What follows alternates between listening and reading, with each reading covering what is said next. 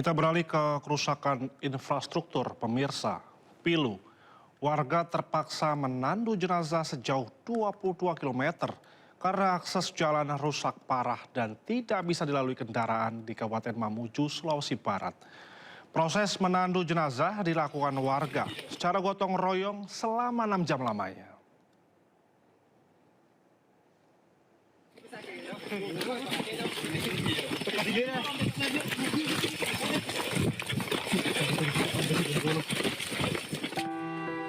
Inilah momen perjuangan warga menandu jenazah menggunakan bambu yang diberi kain sarung. Video yang terekam warga itu berlangsung dari Desa Taan menuju Desa Bela di Kecamatan Tapalang, Kabupaten Mamuju, Kamis lalu. Jenazah yang ditandu adalah warga setempat bernama Naharudin berusia 50 tahun yang meninggal di Desa Saleto pada Selasa 18 November lalu. Lantaran akses jalan menuju kampung halamannya di Desa Bela rusak parah dan tidak dapat dilalui mobil ambulans, warga terpaksa menandu jenazah almarhum sejauh 22 km.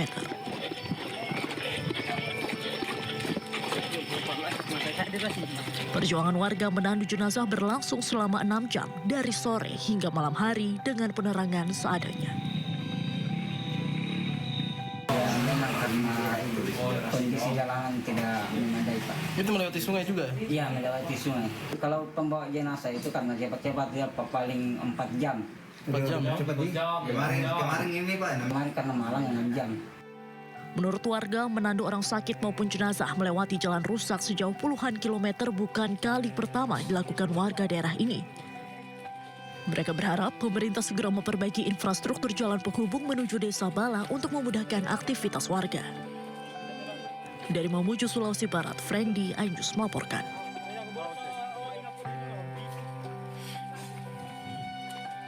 Informasi lainnya pemirsa, warga Kabupaten Bogor, Jawa Barat mengamuk melihat makan bergizi gratis basi dan tak layak dikonsumsi bagi siswa. Warga aing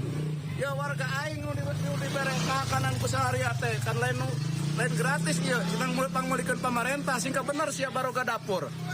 Teu layak ya teu layak. Inilah video viral seorang warga yang memprotes menu makan bergizi gratis di SDN Cimayang 4, Kecamatan Pamijahan, Kabupaten Bogor, Jawa Barat. Pria ini marah-marah dan menilai menu tersebut tidak layak dikonsumsi anak-anak.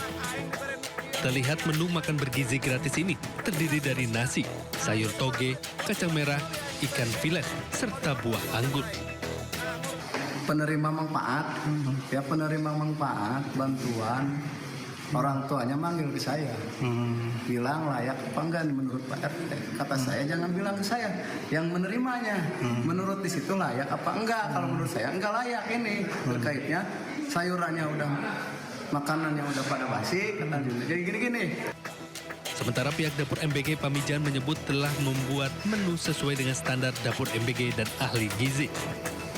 Pihak sekolah tidak ada mengeluhkan makanan itu basi. Menurut ahli gizi yang bertugas di SPPG tersebut sudah memenuhi gizi, Pak. Itu bisa dicek lah kadar gizi kacang itu berapa, terus kalori dari ikan itu gizinya apa aja bisa dicek di itu semua.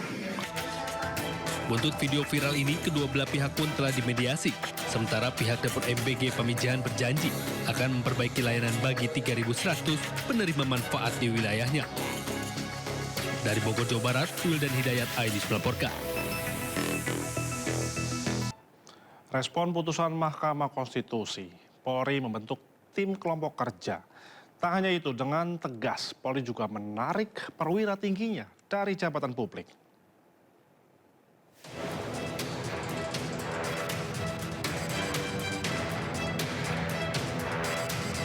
Mabes Polri mulai menjalankan putusan Mahkamah Konstitusi. Polri pun menarik perwira tinggi aktif kepolisian yang akan menjabat posisi sipil di luar struktur tugas kepolisian. Kapolri Jenderal Listio Sigit Prabowo menarik penugasan perwira tinggi Polri di Kementerian UMKM. Tak hanya itu, Polri juga membentuk tim kelompok kerja untuk mengkaji putusan MK. Tindak lanjut Polri terhadap putusan MK, Kapolri telah membentuk tim kelompok kerja untuk melakukan kajian cepat terhadap implikasi putusan MK nomor 114 agar tidak terjadi multitafsir dalam proses pelaksanaannya. Berdasarkan pertimbangan tersebut, Polri melakukan penarikan Pati Polri yang sedang dalam proses orientasi dalam rangka alih jabatan di Kementerian UMKM Republik Indonesia untuk kembali di lingkungan Polri dalam rangka pembinaan karir atas nama Inspektur Jenderal Polisi Raden Prabowo Argoyuwono SIK MSI berdasarkan surat Kapolri tanggal 20 November 2025. Sebelumnya, Mahkamah Konstitusi memutuskan anggota Polri tak bisa lagi menduduki jabatan sipil atas penugasan Kapolri. Jika ingin menduduki jabatan sipil, maka polisi harus mengundurkan diri atau pensiun terlebih dahulu. Hal ini menjadi bagian dari putusan perkara nomor 114. Kepolisian Negara Republik Indonesia dalam menentukan arah kebijakan nasional disalurkan melalui Majelis Permusyawaratan Rakyat paling lama sampai dengan tahun 2009. 3 anggota Kepolisian Negara Republik Indonesia dapat menduduki jabatan di luar kepolisian setelah mengundurkan diri atau pensiun dari Dinas Kepolisian. Pasal 28 Undang-Undang 2 2002, Ayat 1, Kepolisian Negara Republik Indonesia bersikap netral dalam kehidupan politik dan tidak melibatkan diri pada kegiatan politik praktis. Ayat 2, keanggotaan Kepolisian Negara Republik Indonesia tidak menggunakan hak memilih dan dipilih. Dan 3, anggota Kepolisian Negara Republik Indonesia dapat menduduki jabatan di luar kepolisian setelah mengundurkan diri atau pensiun dari Dinas Kepolisian. Permohonan perkara ini diajukan oleh Syamsul Jahidin yang merupakan seorang mahasiswa doktoral sekaligus lulusan advokat dan Christian Adrianus Sihite yang merupakan seorang lulusan sarjana ilmu hukum. Tim Liputan iNews melaporkan. Jelang Natal dan Tahun Baru, PT Kereta Api Indonesia Persero Daup 1 Jakarta memberikan diskon tarif 30% untuk pembelian tiket kereta api mulai dari 21 November 2025 hingga 10 Januari 2026. Diskon ini diberikan untuk meningkatkan minat masyarakat melakukan perjalanan pada masa libur Nataru, serta mempermudah akses transportasi darat selama momentum Nataru. Program ini berlaku untuk perjalanan periode 22 Desember 2025 sampai 10 Januari 2025. Program diskon 30% ini diberikan untuk kelas ekonomi, komersial pada berbagai kereta api jarak jauh maupun kereta api lokal. Seluruhnya berangkat dari wilayah Daup 1 Jakarta, termasuk dari stasiun Pasar Senen yang selama ini menjadi pusat keberangkatan penumpang ekonomi. Lebih dari 30 kereta api di lingkungan Daup 1 Jakarta siap mengangkut penumpang dengan kapasitas optimal, termasuk rangkaian yang dijadwalkan untuk kebutuhan arus Natal dan Tahun Baru.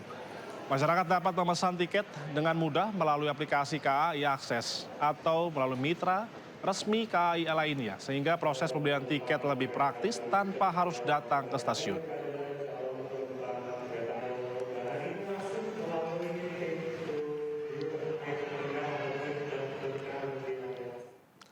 Kita beralih ke informasi olahraga pemirsa. PSSI sedang menyeleksi 5 kandidat pelatih untuk menangani skuad Garuda. Namun federasi belum memastikan sosoknya dan berikut prediksi sosok calon pelatih timnas Indonesia.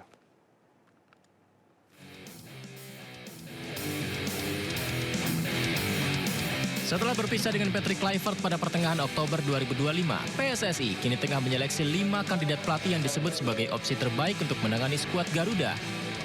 Ketua Badan Tim Nasional Sumarji memastikan proses seleksi berjalan ketat dan sedang memasuki tahap pendalaman. Kelima pelatih ini, ya, kami Coach Alexander bersama-sama dengan exco yang ditunjuk, salah satunya mungkin saya, diminta untuk melakukan interview, ya, diminta untuk melakukan interview dan akan kami lakukan, ya, mungkin dalam minggu-minggu depan, dan tentu dari 5 nama itu pasti akan kita pilih yang sangat terbaik. Namun PSSI belum mengungkapkan siapa saja pelatih yang sedang diseleksi.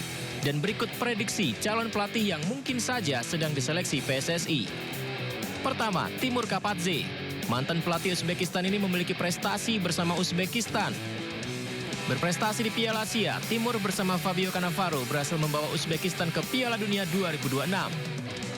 Menariknya, Timur Kapadze telah datang ke Indonesia dan menjalankan ibadah sholat pada Jumat kemarin di Masjid Istiqlal, Jakarta. Kedua, Jesus Casas. Nama Jesus Casas mencuat usai beberapa kali Indonesia kerap kesulitan saat bertemu Irak. Karakter keras, tegas, serta cerdik, Jesus Casas dianggap akan berhasil jika melatih timnas Indonesia. Ketiga, Park Hang-seo. Torehan prestasi bersama Vietnam membuat nama pelatih asal Korea Selatan Park Hang-seo muncul, diduga akan jadi kandidat pelatih Indonesia. Sudah mengenal kualitas sepak bola Asia Tenggara dan kulturnya, bisa saja Park Hang-seo akan menjadi pengganti Kluivert.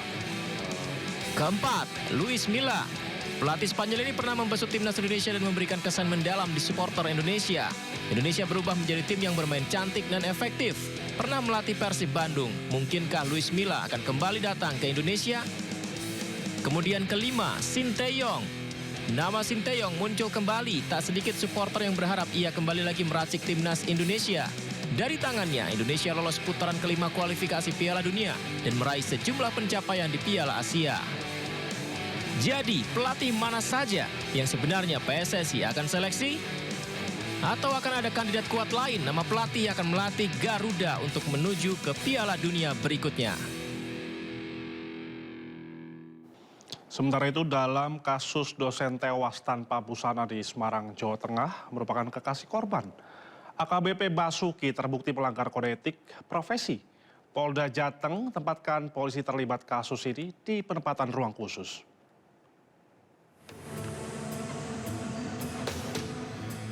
AKBP Basuki dipatsuskan selama 20 hari ke depan untuk menjalani pemeriksaan dan menunggu sidang kode etik. Dari hasil penyidikan, AKBP Basuki berada di satu kamar dengan korban Dwinda Linca Levi saat ditemukan tewas di kamar hostel. Nantinya AKBP Basuki akan menjalani sidang etik atas pelanggarannya. Jika terbukti bersalah akan dikenakan sanksi berat hingga pemberhentian tidak dengan hormat atau PTDH. Perkara yang dilakukan oleh Bitpropam Polda Jawa Tengah bahwa AKBP B ini diduga telah melakukan pelanggaran kode etik profesi Polri, yaitu yang bersangkutan tinggal bersama dengan seorang wanita tanpa ikatan perkawinan yang sah. Perbuatan tersebut adalah perbuatan pelanggaran berat dari kode etik profesi Polri. Beratnya apa? Karena ini menyangkut masalah kesusilaan dan masalah perilaku di masyarakat. Dan oleh karena itu, AKBP mulai dilakukan penempatan khusus atau kapsus 20 hari ke depan. Polisi terus mendalami kasus kematian dosen muda ini secara terang dan transparan.